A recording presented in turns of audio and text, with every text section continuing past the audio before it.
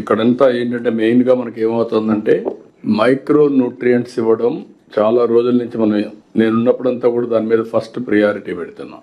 Body needs protein, carbohydrates, to certain extent fat and micronutrients. Same thing, land needs all micronutrients and balancing all factors. దాని బదులు మనం ఏం చేస్తున్నాం అంటే to stimulate. మనుషులు steroids వాడినట్టు యూరియా వాడుతున్నాం. That is the biggest problem. Urea వల్ల క్రాప్ ఎక్కువ వస్తుందని ఆశతో యూరియా వాడుతున్నారు.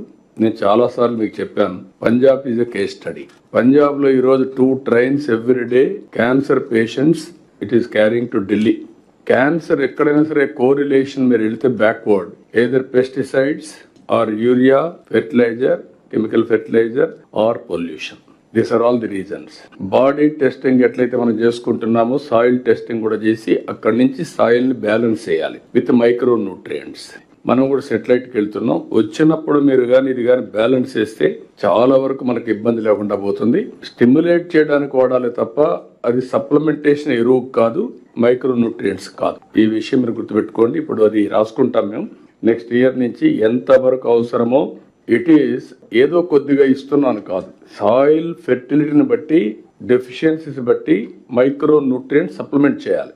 ఇక్కడ వచ్చిందంటే ఫార్మర్స్ అది చేయడం లేదు. దానివల్ల ఏమవుతుందంటే సాయిల్ మొత్తం డిట్రేట్ అయిపోతా ఉంది. దాన్ని మనం బ్యాలెన్స్ చేద్దాం, ఏం చేయాలని వర్కౌట్ చేద్దాం. We are having clarity on that.